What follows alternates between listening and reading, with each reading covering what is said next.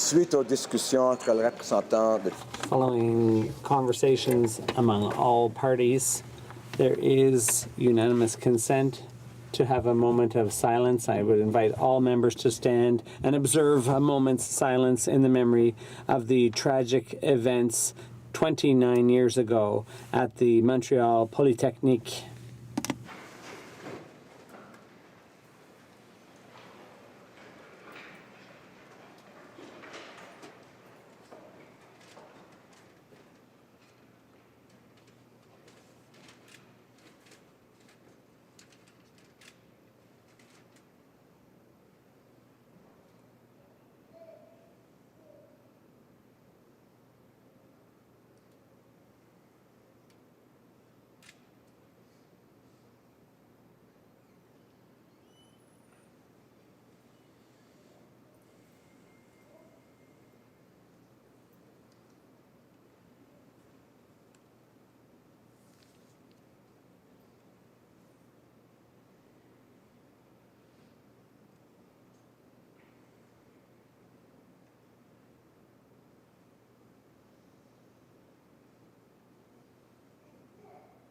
Merci beaucoup. Thank you very much. Questions oral questions. The Honourable Leader of the Opposition. Thank you very much, Mr. Speaker, and I'd like to add my voice to the wonderful tributes that were made today in this House commemorating the lives lost during the tragedy that we're remembering today. Mr. Speaker, the Prime Minister's failure when it comes to the energy sector has become a full-blown crisis. Thousands of people in their communities are being impacted, and news of the latest layoffs appear almost daily. And yet this Prime Minister had to be shamed into even talking about this crisis with the Premiers tomorrow. It's like he wishes this problem would just go away and solve itself. Why is it that the Premiers had to resort to threats before this Prime Minister would even agree to discuss the crisis facing our energy sector? Honourable Minister of Natural Resources.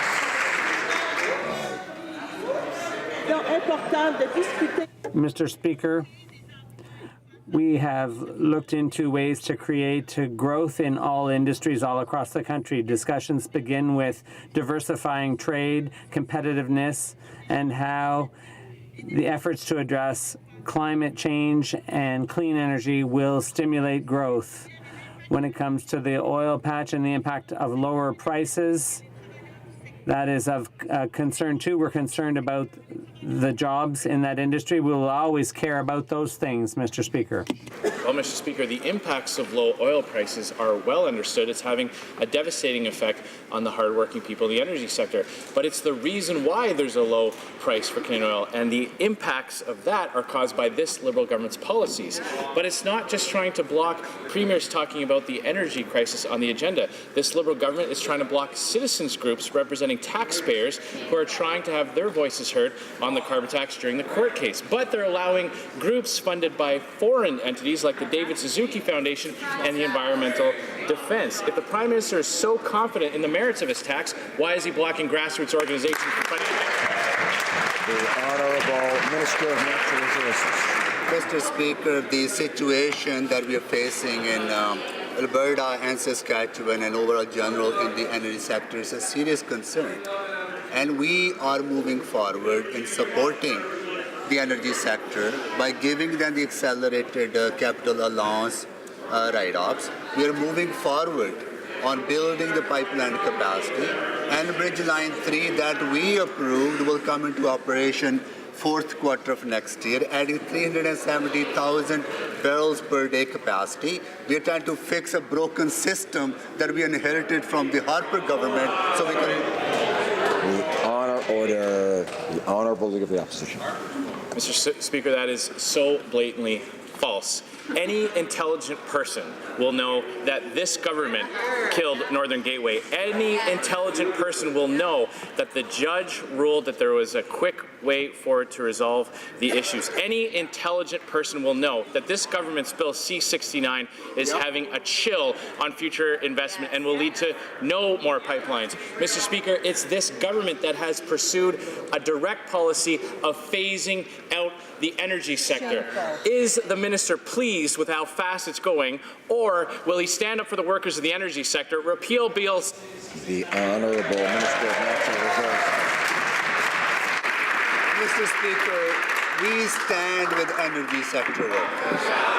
When we extended EI benefits by $1.3 billion, it was that party and the leader that voted against that funding for laid-off workers. When we supported energy sector workers by moving forward on eliminating the orphaned oil wells and the impact on the environment, they voted against that funding, Mr. Speaker. We are moving forward building pipelines, and we will deliver on the commitments that we're making to energy sector workers.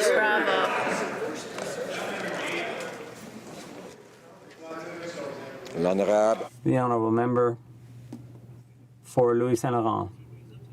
Mr. Speaker, this morning the Governor of the Bank of Canada again confirmed there were dark clouds on the horizon for the Canadian economy. Lower investment, concern about the global economy, lower oil prices, ongoing steel and aluminum tariffs, all of which point to higher interest rates.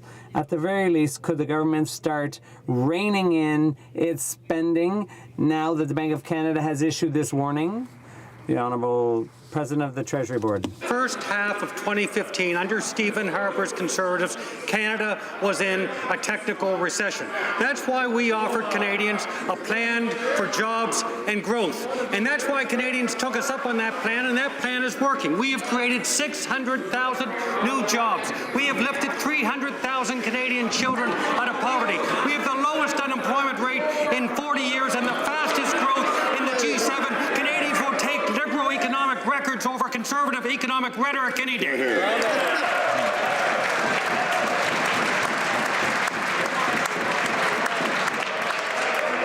Allah. Order. Order. Order. Order. L'Honourable. The Honourable Member for Louis Saint Laurent. The fact is, exports are dropping, investment is dropping. They were elected by saying that they were going to run a modest deficit, and the fact is it's been huge, $20 billion. When are they going to tell Canadians the truth? Mr. Speaker, when we took office, we inherited a bad economic situation. Our plan is working. 300,000 Canadian children have been lifted out of poverty, 600,000 new jobs, the lowest unemployment rate in 40 years, and the highest economic growth in the G7, Mr. Speaker. We are going to keep working hard to create economic growth for tomorrow. Order. I remind members not to interrupt when someone else is speaking, and I want to let the Honourable Member of Cypress Hills Grasslands know that even when he covers his mouth, I still hear him. The Honourable Member for Rimouski-Neigette-Témiscouata-Les-Basques. Mr. Speaker, the Liberals keep saying their relationship with Indigenous peoples is their top priority, but they're doing nothing to prove it. With respect to Trans Mountain, the Federal Court of Appeal was crystal clear. The consultation process was inadequate, and the government has to go back to the drawing board. That consultation is a serious responsibility that cannot be ignored like Harper did with Northern Gateway and like the Prime Minister is now doing with Trans Mountain. When is this government finally going to keep its promises to Indigenous peoples? Mr. Speaker, we take very seriously our obligations for meaningful and two-way consultation with Indigenous communities. I have personally met with close to 40 Indigenous communities who are impacted by the Trans Mountain pipeline expansion. We are responding to the court's decision and making sure that moving forward we engage with them, listen to their concerns, and find accommodation where accommodation is possible, because that's the only way to move forward on the resource development projects such as pipelines. Thank you, Mr. Speaker. The Honourable Member for Rimouski-Neigette-Témiscouata-Les-Basques.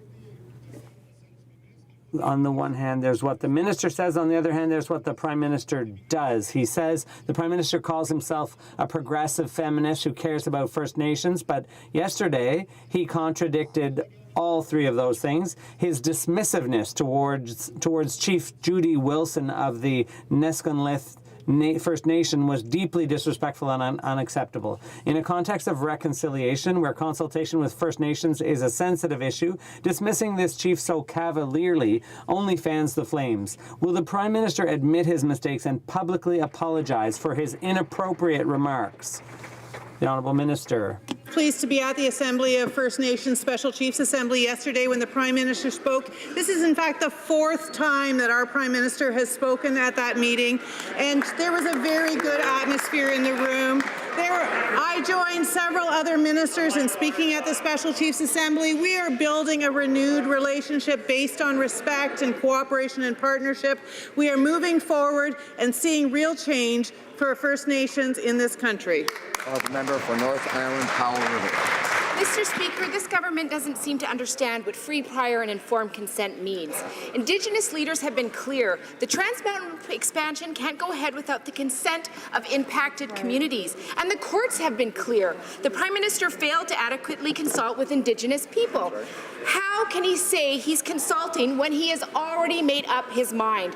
Perhaps the Prime Minister needs to look up the definition of prior in the Oxford Dictionary. I have one here for him. A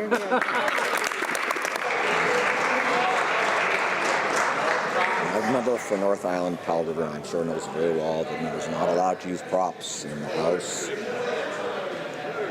The Honourable Minister of Natural Resources. Mr. Speaker, the Federal Court of Appeal has been very clear that in order to move forward on the Trans Mountain Pipeline expansion, we need to re-engage with Indigenous communities in our efforts to do better job on Phase 3 consultation. That's exactly what we are focused on. We are putting our teams together. We're reaching out to Indigenous communities to engage them, listen to their concerns and respond to their concerns, and we will make sure that we have the right process in place, that we are moving forward on this project by responding to the federal court's decision. Well, member for North Island, Powell River. Prior means before, Mr. Speaker. When Chief Judy Wilson asked the PM a question about Indigenous consultation, the Prime Minister not only failed to refer to her as Chief, but completely minimized her concerns. The British Columbian Chief said his response was an overtly sexist approach that attempted to normalize his dismissiveness. Then a male chief asked a very similar question, and the Prime Minister responded with respect and an apology. When will this feminist Prime Minister stand up in this House and apologize? The Honourable Minister of Indigenous Services. Mr. Speaker, prior to our government starting in 2015, the previous Prime Minister did not go to Special Chiefs Assemblies, did not go to general meetings of the Assembly of First Nations. Our Prime Minister goes to those meetings, he interacts, he accepts questions from the floor. We are building a new relationship where we are interacting in positive ways with First Nations leaders and communities, and we're proud of that work that we are doing together. The Honourable Member for Mégantic-L'Érable. Mr. Speaker, it's funny to hear the Liberals talking about how great the economy is, and today we see the paltry results of their policies. They started by calling small business owners tax cheats, then they imposed a carbon tax, then they failed to resolve trade disputes around softwood lumber, aluminum, steel, chickpeas, and durum wheat. It seems the only thing the Prime Minister knows how to do is rack up huge deficits. When is he going to think about the economy instead of spending our children's savings? Honourable Parliamentary Secretary. Mr. Speaker, what remains clear is the Conservatives remain out of touch and have no real plan for the economy.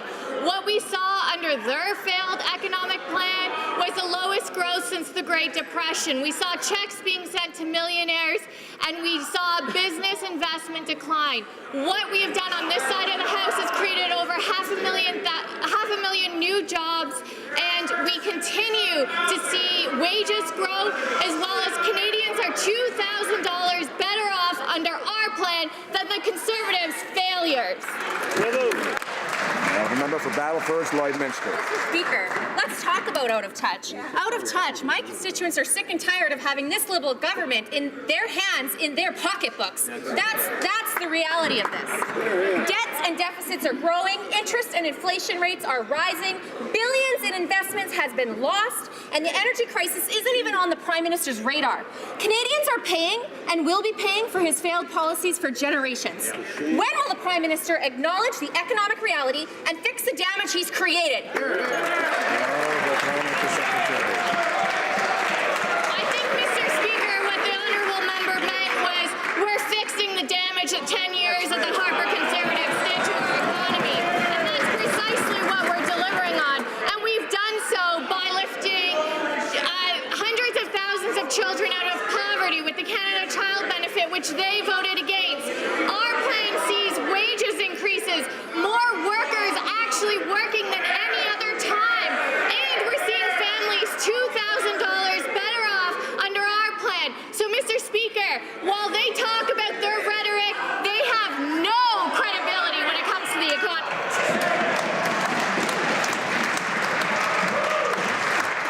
Allow me to remind all of the members that each side gets their turn, and they just have to wait, and their side gets their turn again. So just calm down a little, please, colleagues. The member for Calgary Mindapore has the floor now.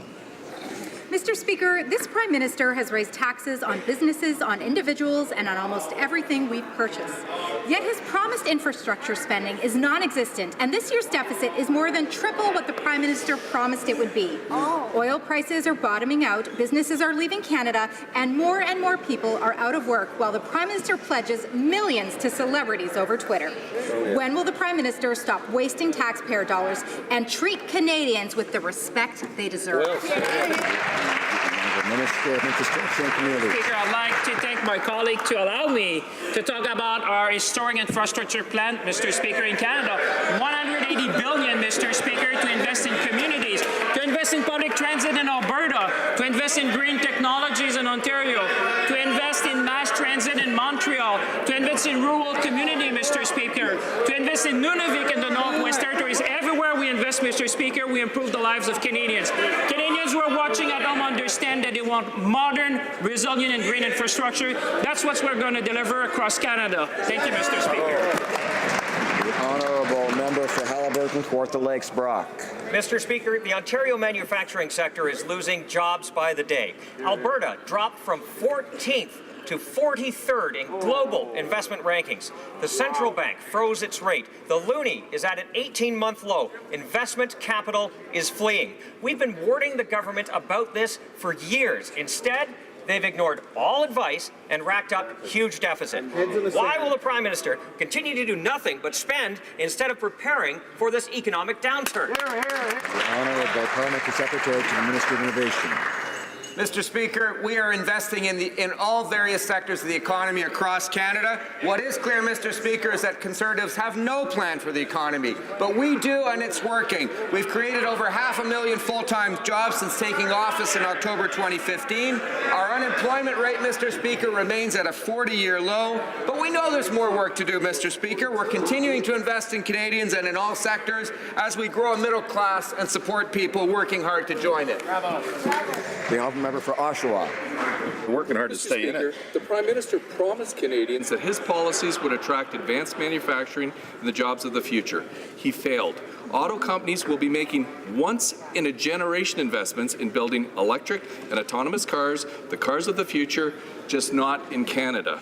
Oshawa's economy needs leadership. Investors can't operate businesses under this uncertainty. So today, I ask again, will the Prime Minister table his plan for the affected Oshawa workers before Christmas? Hear, hear.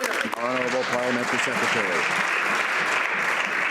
Mr. Speaker, obviously we're disappointed with the decision that GM took to close, to not have scheduled production for its Ottawa plant.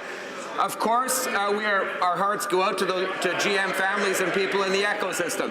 But, Mr. Speaker, we are investing in the auto economy in Ontario in a variety of different ways. We have the results to prove it, Mr. Speaker, attracting billions of dollars in investment from the private sector for the roughly $400 million that we have put in as a government. Mr. Speaker, we're going to continue to invest in the auto economy across Canada, but in particular in Ontario. The honourable member for Durham.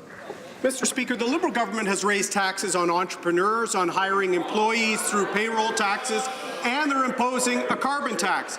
Tariffs and excessive regulation are hurting investment in the resource sector in the West, and GM and companies like Nelson Industrial and Pickering, Mr. Speaker. On top of this, the Liberals are also running large structural deficits. So instead of just hearts going out, Mr. Speaker, will the government commit to an action plan on Canadian competitiveness by accelerating duty relief, removing hardball tariffs, and eliminating the dreadful C-69 bill? Because all of these measures are stopping jobs. Honourable Parliamentary Secretary. Mr. Speaker, on the contrary, we've actually lowered taxes for small businesses. We've made investments in businesses across all sectors with the accelerated investment incentive. Mr. Speaker, the Conservatives are so desperate to paint this picture, but the problem is the facts don't lie. We've created more than 500,000 new full-time jobs. A typical Canadian family is $2,000 better off than under the Conservatives' plan. And Mr. Speaker, I'm sorry that the Conservatives can't handle it, but they had no plan and they still have no plan. The honourable member for Skeena-Bulkley Valley. Mr. Speaker, with Bill C-76, Liberals quietly doubled the threshold at which ridings are audited. In a news report out today, we learned that then Liberal MP from Brampton East raised over $600,000 at one single event. And that's curious because that's 6 times the amount, the legal amount, to run an election in Brampton East. From the beginning, the only Prime Minister ever convicted of breaking ethics laws has claims he's known nothing of the RCMP or ethics investigations into this MP. Is that because he sees nothing troubling with an MP being tailed by the cops, or is it because the money was just too good? Honourable Government House Leader. Mr. Speaker, I think the member likes being reminded that when it comes to the RCMP works independently of the government. The member started off with Bill C-76. We look forward to seeing C-76 passed so that we can strengthen the rules for elections. We want to see more Canadians working. That's what the NDP used to say, but something happens to them when they're in this House where they forget that we're here to serve Canadians. More Canadians working and voting is better for democracy, and we will continue to strengthen our democratic institutions. Thank you, Mr. Speaker. Order. The honourable member for New Westminster Burnaby. 2 weeks ago, the finance minister stated that Trans Mountain was earning money, $200 million annualized. This week, CDEV reported the scandalous truth. Canadians will be losing over $50 million this year alone on Trans Mountain. That's in addition to $4.5 billion for acquisition, quite twice the value, and there's also more than $10 billion for estimated construction costs. Now, Liberals should stop throwing away money on Trans Mountain like drunken sailors. When will the finance minister come clean on these losses to Canadians? The honourable Parliamentary Secretary. Thank you, Mr. Speaker. Mr. Speaker, the Trans Mountain Project is an investment in Canada's future.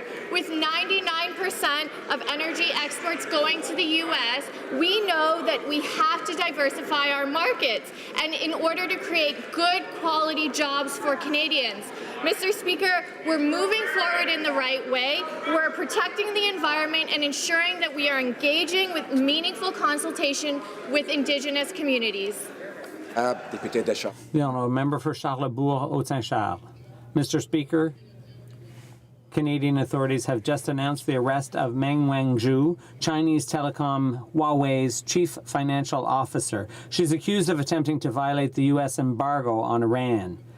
The director of CSIS gave the government a clear warning about the growing threat of state-sponsored espionage. When is the Prime Minister going to take steps to banish Huawei from Canada? The Honourable Parliamentary Secretary. investment that will grow our economy and create good middle-class jobs.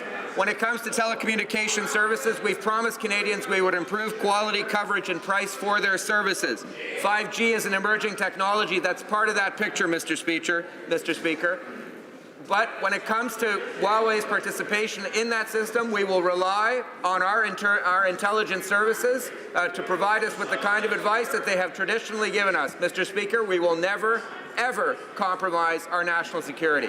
The honourable member for Charlebourg-Saint-Charles. Mr. Speaker, I think the parliamentary secretary is using some old lines because the situation is fast evolving. Most of our Five Eyes allies have already cracked down on Huawei, and British Telecom has confirmed it will be removing Huawei equipment from parts of its 5G network, and the head of MI6 has questioned the company about its activities. Our economic security and defense interests are at risk. When is Huawei going to be banished from Canada? The Honourable Parliamentary Secretary. Mr. Speaker, as I said, we will never compromise national security, and we will base our decision precisely on the expert opinion of our domestic experts. And I'd like to remind the member that if he wants more direct information, perhaps he should ask his leader, because there's a direct link to that company there. Every day we get more reasons to ban Huawei from our 5G network. Yesterday it was a warning from the head of CSIS. Today it is the CFO of the company being arrested in Vancouver for allegedly violating sanctions on Iran. Huawei will be forced to spy on Canadians for the Communist Chinese government. Will the Liberals finally commit to securing our next generation network and ban Huawei? Honourable Parliamentary Secretary. Mr. Speaker, we will never compromise our national security, period. Mr. Speaker, we will rely on our experts, our national security experts, in making a final decision. And I can assure this House, Mr. Speaker, that that decision will be one that reflects Canada's national security interests. Once again, as I just said in French, if the honourable member would like more direct information, perhaps he should ask his own leader, because they seem to have, through Jake Enright, a direct contact in Huawei. The honourable member for Central Okanagan, Similkameen Nicola. Order. Non-answers, Mr. Speaker. The CFO of this Communist Chinese government-controlled company is suspected to have violated sanctions on Iran. This isn't an organization we want involved in our communication network. Our allies say act. Our security officials say act. Yet this government refuses to do anything. Now, why is the government refusing to stand with our allies and ban Huawei from our 5G network? Why? Parliamentary Secretary. Mr. Speaker, as I have said, we will never compromise our national security. Mr. Speaker, we know that 5G is an important technology that will allow us as a country moving forward to provide better coverage, better service, and better quality to our Canadian citizens. Mr. Speaker, we all know how important connectivity is to the economy and to the social life of this country. That being said, Mr. Speaker, we will trust the opinion of our national security experts when it comes to Huawei's participation in that system, but no decision will be made, Mr. Speaker, that compromises our security. Honourable member for Churchill, Kiewit-Nokaski. Mr. Speaker, once again this week we heard of an incident where a medical patient from a northern Manitoba First Nation received second-class treatment. Kimberly Scott, an elder from Bloodvein, was in Winnipeg for necessary care. She was put in a hotel with bed bugs, and when her daughter asked for them to be moved, she was told by medical services to sit there and wait. Let's be clear, health care is a treaty right. It's also a human right. So my question is this government policy? And if not, how many more Indigenous patients need to be treated as second-class citizens before the Liberals act? The Honourable Minister of Indigenous Services. I thank the member opposite for raising this issue. The respect and recognition that Indigenous patients, as all Canadians, should expect to be treated in our healthcare systems is a matter that's of importance to all of us. We work, of course, with the provinces and territories on the delivery of healthcare. Just today, I met with the Canadian Medical Association to speak to them about cultural safety and how we can all work together to do better to make sure that health care is received in a proper way. For Timmins, James Bay. The term need for urgent action, what does that mean when talking about children at Grassy Narrows with seizures, physical impairments, hearing and sight loss, children who can't remember basic math questions because they've been poisoned, and yet the community continues to struggle with underfunded education, shortages of special ed, unable to hire qualified teachers, and an outstanding need for a full assessment for every single child. Will the minister agree that urgency means action now and the underfunded education at Grassy Narrows and insist on a full assessment for every single child in that community? Minister of Indigenous Services.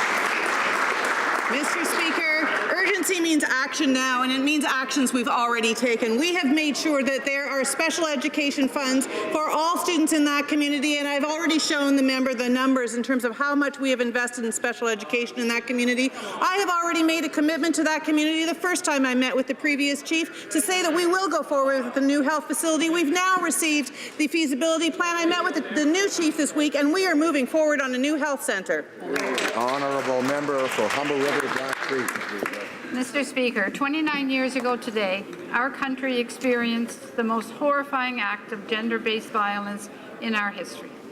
14 young women were murdered in a mass shooting at l'École Polytechnique de Montréal, simply because they were women. In the past year, the Me Too and the Time's Up movement has shone unprecedented light on the prevalence of gender-based violence. Could the Minister for the Status of Women please tell this House how our government is responding to the courageous voices of the women's movement? Honourable Minister. Mr. Speaker, the only way to respond to courage is with courageous conversations and bold action. As my honourable colleague from Humber River Black Creek demonstrates each and every day, the best way to honour the stories of the 14 young women Canada lost 29 years ago is to end gender-based violence, to show intolerance to misogyny, and to work to advance an economy where everyone benefits. It's why we've invested in a gender-based violence strategy that supports the women's movement, Mr. Speaker. Communities across Canada mourn with the people. The honourable member for Barrie Innisfil. 15 days after Torstar Corporation Chair John Hondrick published an October 10th commentary appealing for federal subsidies, a $355,000 sole source contract was awarded to pay Toronto Star reporters to attend and report on the Commons Finance and Senate banking committees. Liberals did this despite the fact that committee meetings are public and are monitored by 43 accredited news organizations on Parliament Hill. Did the Prime Minister pay the Toronto Star for favourable content as we head into an election year? The Honourable Minister of Canadian Heritage. Mr. Speaker, a bankrupt press is not a free press. A bankrupt press is not an independent press, and a bankrupt press is not a press at all, Mr. Speaker. And they don't want to hear from professional journalism, and I don't know what they have against tough questions, Mr. Speaker. In this House of the House, we're supporting professional journalism. We're ready to take the tough questions, and we do it in a way that the press is independent and free, as it should be. Honourable member for Barrie Innisfil. And so it begins. The procurement ombudsman did absolutely the right thing by cancelling the contract after a complaint was filed by Blacklocks. And just as predicted, the Liberals are placing the journalistic integrity of the parliamentary press gallery at stake by putting reporters in a position of not biting the Liberal hand that feeds them. If you write content that agrees with the Liberals, you get funding. But be critical of the Liberals, tough luck. How far will this Prime Minister go to try to influence the media before the next election? Honourable Minister of Canadian Heritage. Wow, Mr. Speaker. So professional journalism is part of a democracy. It's something extremely important to our society, Mr. Speaker. It's one of the pillars of our democracy. Now, after Order.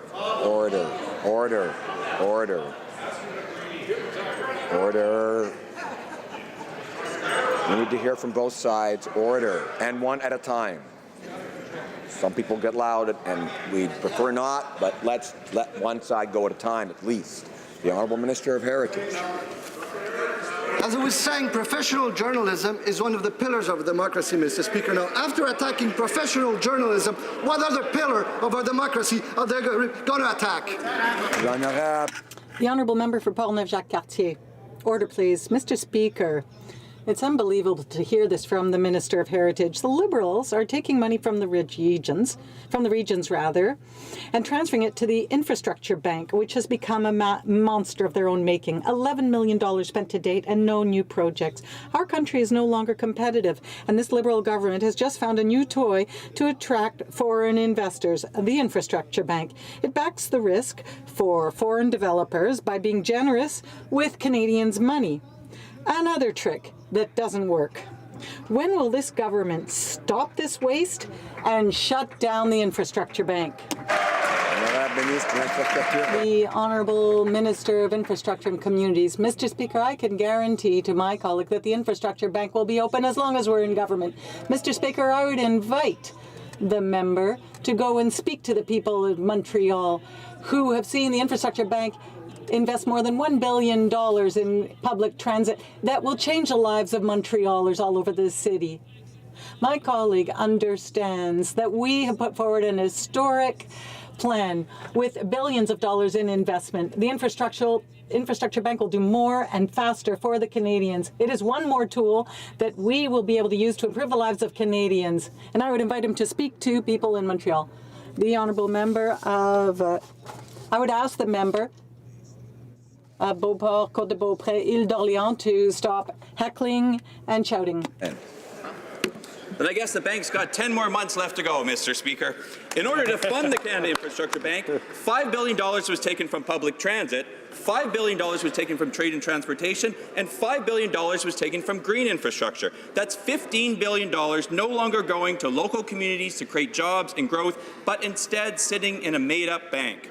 The minister wants to talk about using taxpayer money to leverage private investment, but it's his government policies that are making Canada less attractive to private investment. When will the Liberals shut this bank down and start getting infrastructure projects built? Mr. Speaker, on this side of the House, we're very proud of the Infrastructure Bank, Mr. Speaker. This is another tool in our toolbox to do more. But, Mr. Speaker, let me remind the member what we've done for this province of Alberta. We're investing more than $8.5 billion in infrastructure in Alberta, infrastructure that will help the people in Alberta. We're investing in mass transit. We're investing in green infrastructure. We're investing in communities across the country. Mr. Speaker, Canadians who are watching us at home know better. They know that they want modern, resilient, and green infrastructure. They know that infrastructure is the best way to attract investment and talent in this country. That's what we're going to do.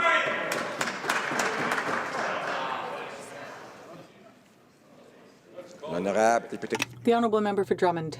Mr. Speaker, when the Minister of Official Languages met Minister Mulroney, it appears that she didn't make any commitment to funding the Ontario French Language University. If the Liberals are willing to support Franco-Ontarians as much as they claim they are, the Minister should communicate directly with the Ontario government, as Ms. Mulroney has requested. If the real priority of the Minister is to help Franco-Ontarians and not to score political points on their backs, what is she waiting for to make a concrete offer of funding for the Ontario French Language University? The Honourable Minister of Official Languages. Mr. Speaker, I'd like to clarify the facts for my colleague, who is an ally of official languages. First of all, I did have an opportunity to speak to Ms. Mulroney, and when I spoke to her about the importance of the university project. Second, I had also an opportunity to say that we are willing to sit down at the table and negotiate with the Ontario government because we believe in these kinds of projects. And the government is leaving money on the table because it's not a priority for them. But we will always stand up for Franco-Ontarians. We will also always work for good projects. And I will have an opportunity to say this again. The Honourable Member for Berthier-Masquinongé. Thank you, Mr. Speaker. Yesterday at the UPA Congress, producers clearly expressed their frustration. Producers believed the Liberal government's nice words, resolving the issue of diafiltered milk, no concessions on Class 7, no breaches under the USMCA, and no sacrifices at the expense of our food sovereignty. Mr. Speaker, these were all broken promises. Today, producers throughout Quebec feel betrayed by the Liberal government. How can the agriculture producers in Quebec still trust this government to defend their interests? Agriculture. Thank you, Mr. Speaker, and I'm my honourable colleague is concerned, but our government has defended the supply management system against strong attempts by the American government to demolish it. We know that the dairy, poultry and egg farmers provide the highest quality for Canadians at reasonable price and support rural communities. We are committed to fully and fairly supporting our agricultural sector and the supply management sector. We have and will continue to support agriculture in this country, Mr. Speaker. Honourable member for Thornhill. Mr. Speaker, opposition members of the Ethics Committee today unanimously supported a motion to call the clerk of the Privy Council to discuss accumulating questions about the former Liberal member for Brampton East. Questions involving gambling, wiretaps, money laundering, terrorist funding, outside employment, the embarrassing India trip, and RCMP investigation. Unfortunately, the Liberal majority on committee voted to defeat our motion. Mr. Speaker, what are the Liberals hiding from Canadians? Honourable Government House Leader. Mr. Speaker, my colleague knows well that committees are independent. That being said, I want to congratulate this particular committee for the important work they have accomplished, notably in regards to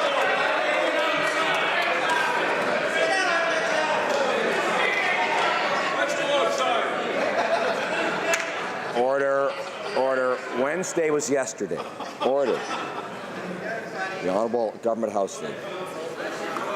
Mr. Speaker, so I want to congratulate this particular committee for the important work they have accomplished, notably in regard to their study on Cambridge Analytica. Their work has been reported around the world, and last week in London, UK, committee members represented this House of Commons proudly. I do find it unfortunate that, as is their habit, Conservatives are once again trying to politicize committees of this House.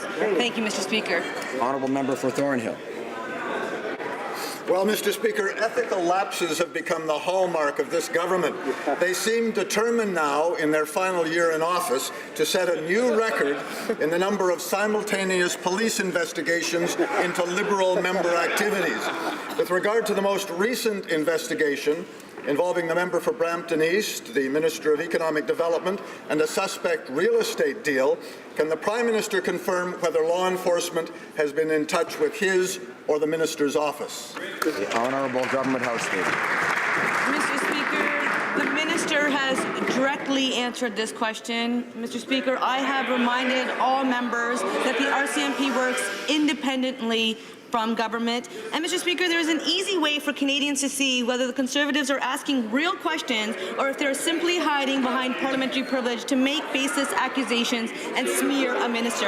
And all they have to do is check whether the members opposite will repeat the same comments they make in this House outside of the House of Commons. In fact, Mr. Speaker, this point is made even clearer when one sees that the leader of the official opposition has indeed retracted the comments he made outside this House.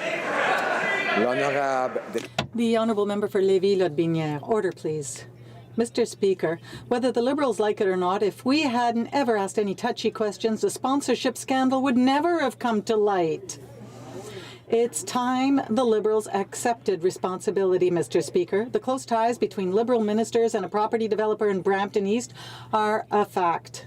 All these fine folks were on the same trip to India on the taxpayers' dime, and nobody even invited them, apparently. Why are the Liberals taking Canadians for fools? And who invited this property developer on the Prime Minister's trip to India?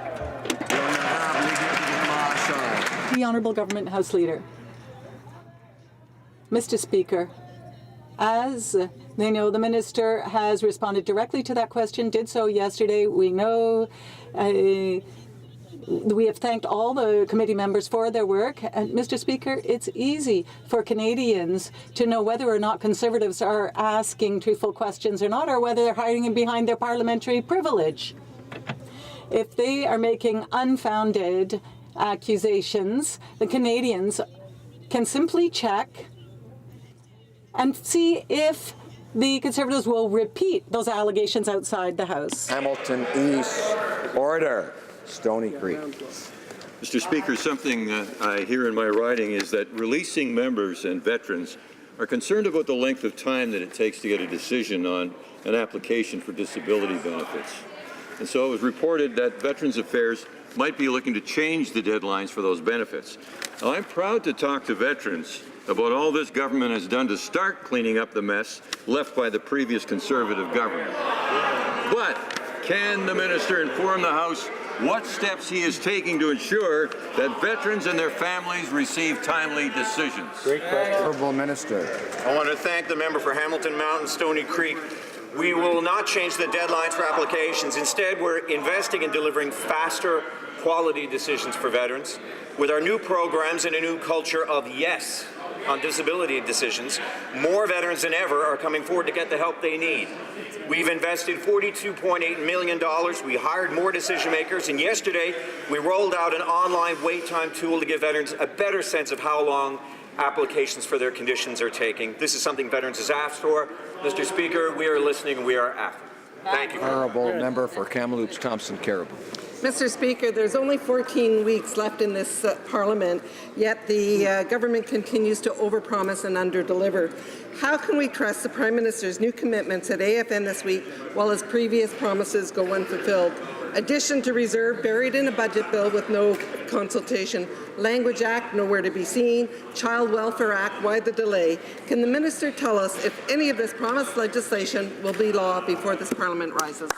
Honourable Minister of Indigenous Services. Mr. Speaker, I thank the member opposite very much for the question. She asked about several things. I'll talk about the additions to reserve that was part of our budget implementation bill. This is a really important piece of legislation, and people have been asking this from First Nations for 40 years. Wow. Finally, this week I was able to tell chiefs it's going to be faster to get additions to reserve thanks to new pieces of legislation. This is good news, and it will add to economic prosperity. Honourable Member for Hamilton Mountain. Mr. Speaker, on Monday this week, the Ontario Superior Court gave the go-ahead for lawsuits to be filed against the former owner of bankrupt Sears Canada, Eddie Lampert, and as well as the former directors. This will allow pensioners and unsecured creditors to recover at least a portion of their money. The sad part of all this, if the Liberals would simply change the laws, then pensioners could have at least been spared the costly process to recover their hard-earned pensions. When will the Liberals take action and change the laws to protect Canadian workers and retirees from pension theft? Honourable Parliamentary Secretary to Minister of Innovation. Mr. Speaker, our heart goes out to the Sears pensioners, as we have said on a number of occasions in this House. In Budget 2018, Mr. Speaker, we made a commitment to take a whole-of-government, evidence-based approach to that question. And the newly named minister is proceeding along those lines, as are other departments and ministries within this government. Mr. Speaker, we will move forward with those consultations, and we will come forward with a plan. Thank you. Honourable Member for Vaughan Woodbridge. Mr. Speaker, under our government's plan, the Canadian economy is amongst the strongest in the G7. Unemployment is at its lowest level in 40 years. Canadians have created over 500,000 full-time jobs. By this time next year, the average Canadian family of four will have $2,000 more in their pocket each year than under the Conservatives. In the fall economic statement, the Minister of Finance announced new measures to strengthen our competitiveness, to help create jobs and grow our economy for today and the future. Can the Parliamentary Secretary tell the House how these changes will help Canadians? Parliamentary Secretary. Thank you to the member from Vaughan Woodbridge for the question and for his work on the Finance Committee. Mr. Speaker, the Conservatives have no plan for the economy. We have a plan and it is working. We've lowered taxes for 9 million middle-class Canadians and put more money in the pocket of 9 out of 10 families with the Canada Child Benefit. In the fall economic statement, we took another step to support long-term economic growth. We're supporting new business investments in Canada to help businesses grow and create new jobs for Canadians across the country. The Honourable Member for Montmagny-Lille, Kamouraska, Rivière-du-Loup. Mr. Speaker, 1 hour ago in my native town of La Pocatière, the best employees in the world from Bombardier Transport demonstrated peacefully to show that they have the capacity, expertise, passion and determination that are necessary to build Via Rail's new fleet. But the Minister of Transport is already washing its hands of this. There has just been an agreement signed with Donald Trump that is allowing the U.S. to have these cars built in the United States. Why are those cars going to the United States rather than to Canada?